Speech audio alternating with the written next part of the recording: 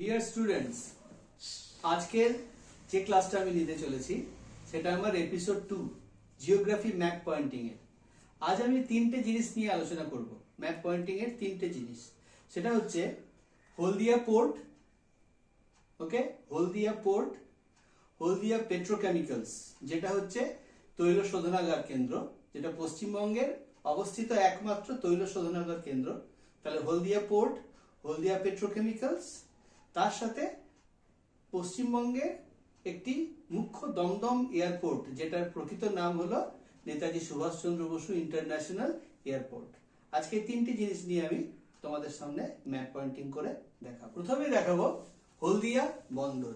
প্রথমেই দেখো হলদিয়া বন্দর, যখনই তোমরা দেখবে টোটাল ভারতের ম্যাপটা দেখতে পাচ্ছ এখানে স্যাটেলাইট ইমেজ। এবারে আমি জুম ইন করছি কোথায়? ওয়েস্ট বেঙ্গলে। ওয়েস্ট বেঙ্গলের একদম সাউদার্ন পজিশনে, মানে ওয়েস্ট বেঙ্গলের সব থেকে দক্ষিণ দিকে তোমরা দেখতে পাচ্ছ যেখানে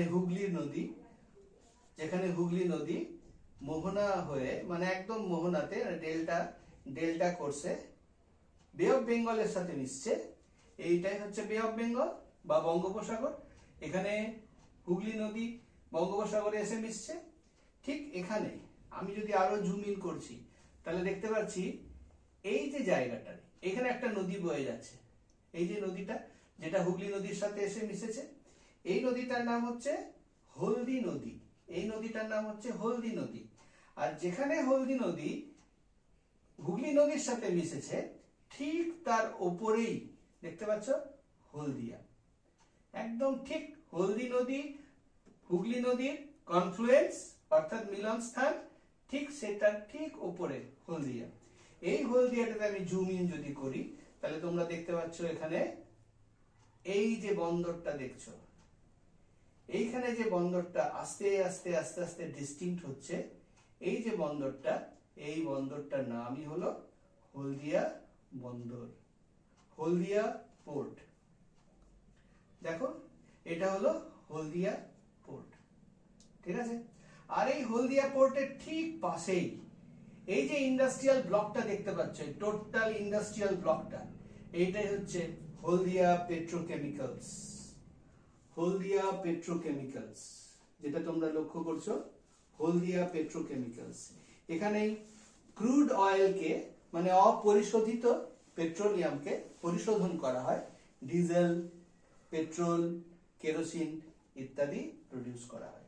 তাহলে হলদিয়া পোর্টও তোমরা দেখলে, আর পেট্রোকেমিক্যাল ইন্ডাস্ট্রি হাবও দেখলে হলদিয়া, ঠিক আছে।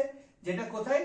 না হুগলি নদীর একদম তীরে, হুগলি আর হলদি নদীর কনফ্লুয়েন্সে অর্থাৎ মিলন স্থানে, ডেল্টা রিজনে, ওকে।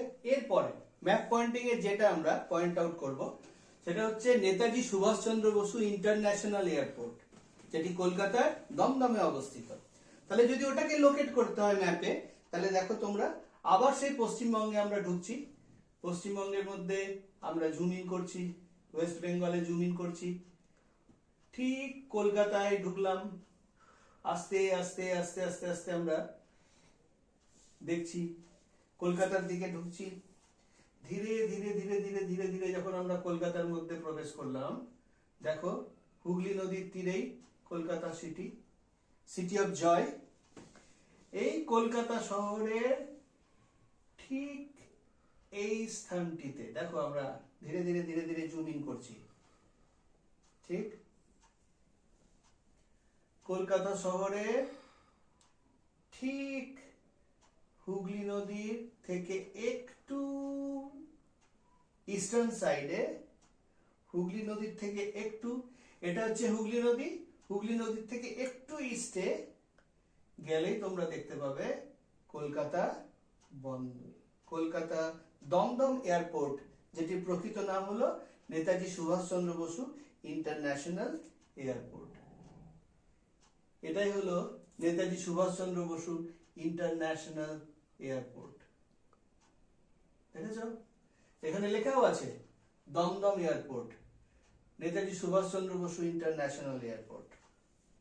এই হলো নেতাজি সুভাষচন্দ্র বসু ইন্টারন্যাশনাল এয়ারপোর্ট।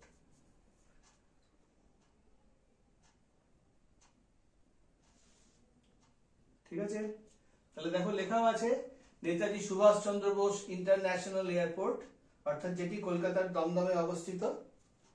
ওকে, এবারে আমি আবার এটাকে জুম আউট করে তোমাদের একবার দেখাবার চেষ্টা করছি। তোমরা ভালো করে লক্ষ্য করো, কলকাতার সিটিতে অবস্থিত দমদম নামক শহরতলির ঠিক পাশে নেতাজি সুভাষচন্দ্র বোস ইন্টারন্যাশনাল এয়ারপোর্ট।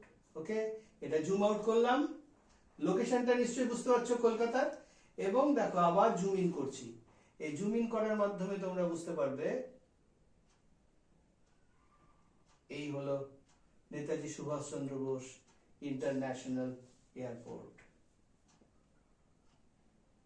ঠিক আছে, দেখো এখানে এয়ারপোর্টের লোগো দেওয়া আছে। এই হচ্ছে নেতাজি সুভাষচন্দ্র বোস ইন্টারন্যাশনাল এয়ারপোর্টের রানওয়ে, এগুলো হচ্ছে রানওয়ে। দেখো এই দুটো হচ্ছে রানওয়ে। ঠিক, তাহলে বুঝতে পারলে নেতাজি সুভাষচন্দ্র বসু ইন্টারন্যাশনাল এয়ারপোর্টও বুঝতে পারলে। আরেকটা প্রথমে যেটা দেখালাম হলদিয়া বন্দর এবং তার সাথে হলদিয়া পেট্রোকেমিক্যালস ইন্ডাস্ট্রি। ওকে, হলদিয়া বন্দর এবং হলদিয়া পেট্রোকেমিক্যালস। ঠিক, তাহলে এই দুটো জিনিস আজকে আমরা আলোচনা করলাম।